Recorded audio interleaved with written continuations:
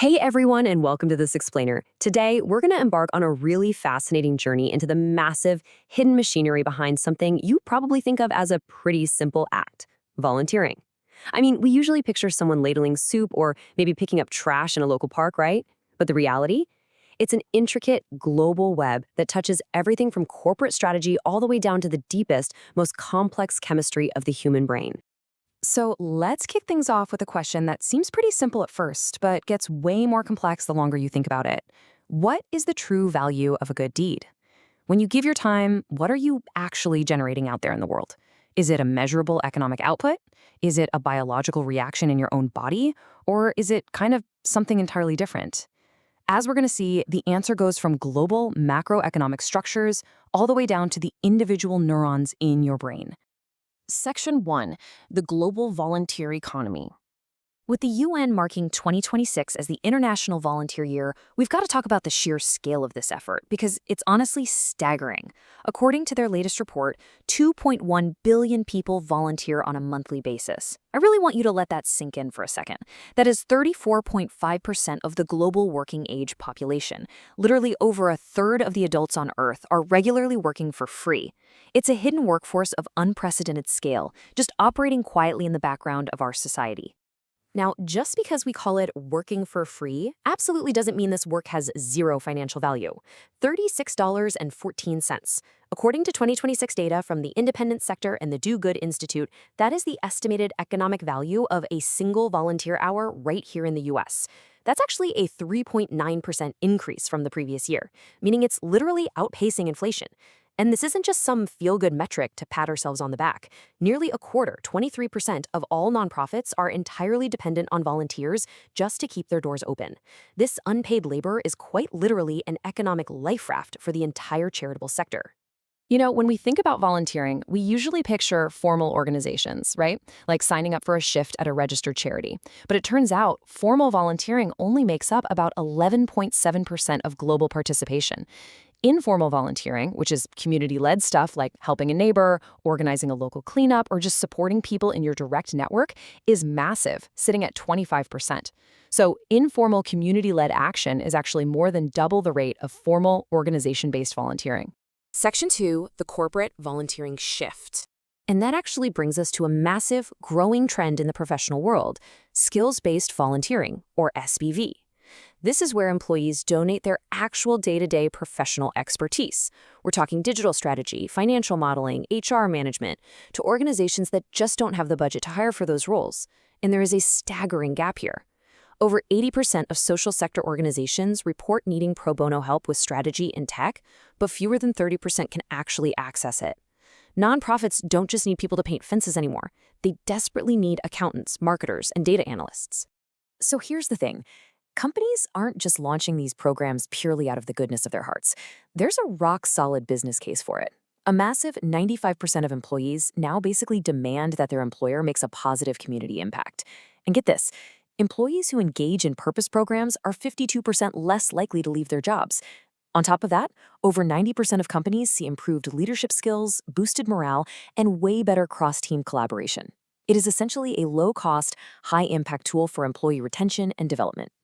Section 3, the psychology of giving. Okay, so why do people actually give away their time and their hard-earned skills? What is the psychological engine driving that 2.1 billion person workforce we talked about earlier? Well, it all comes down to a concept developed by behavioral economist James Andrenioni back in 1989. He called it warm glow giving. Warm glow is that personal satisfaction, that really specific positive emotional response you experience when you do a good deed. And it's not just a metaphor. Neuroscientists using functional MRI scans have actually found that the act of giving physically activates the brain's reward centers.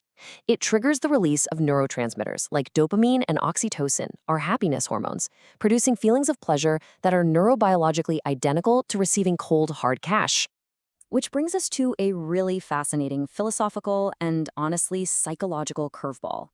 If giving makes us feel so incredibly good, does pure selflessness actually exist? Pure altruism would be motivated entirely by the genuine joy of giving, with absolutely zero thought for oneself. Impure altruism, on the other hand, is kind of a blend. It's motivated by those personal emotional rewards, the warm glow, the public praise, or sometimes even just avoiding the guilt of saying no. Think about it. If you're getting a literal dopamine hit from volunteering, are you really doing it just for others, or are you doing it a little bit for yourself? If you want to see the lengths we'll go to just manage these feelings, check out this amazing experiment.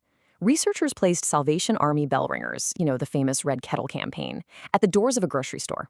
But here's the catch. They explicitly asked for donations at only one of the store's two doors. What happened? Shoppers actively engaged in strategic avoidance. People literally walked out of their way to use the door without the volunteer. Why? Simply to escape the guilt of having to say no. It just goes to show that we are highly motivated to manage our internal emotional state, avoiding that cold guilt, just as much as we seek out the warm glow. Section 4, Health and Longevity Benefits. 200 hours. That's the magic number. A study out of Carnegie Mellon University found that adults over the age of 50 who volunteer on a regular basis, specifically around 200 hours a year, experience significantly lower blood pressure than non-volunteers. Because volunteering inherently reduces stress and gets people active, it directly mitigates the very factors that contribute to heart disease and stroke.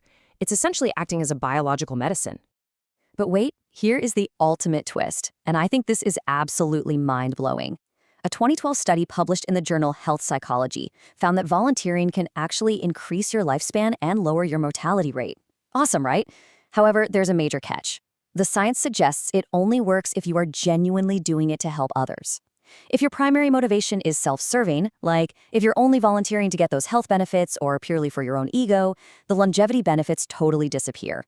Your biology literally knows the difference between pure and impure intentions. How crazy is that? Section 5. Ethics and Effective Altruism. Now, we do have to talk about the ethical complexities of what happens when good intentions, well, just aren't enough. This is often referred to as the volunteerism dilemma. The tough reality is that sometimes short-term, uninformed volunteering can inadvertently do way more harm than good to vulnerable populations. A prominent example discussed a lot in ethical literature is certain types of orphanage tourism, where the demand from really well-meaning tourists to interact with children can unfortunately end up incentivizing the exploitation of those very children. It's a stark, heavy reminder that impact matters so much more than intention. To navigate all this, organizations like Giving Compass champion something called effective altruism, which basically demands rigorous evaluation of our actions before we take them. Before jumping in, we have to ask, what is the real root problem here? Are we just slapping a Band-Aid on it, or are we actually fixing the system? Is this a short-term vanity project or a long-term viable solution? And maybe most importantly, are the results actually sustained over time, taking into account the specific cultural and social nuances of the region?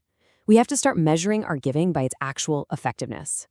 And that brings us to our final, provocative thought for this explainer. The very next time you step up to do a good deed, I want you to pause and ask yourself, who are you really helping?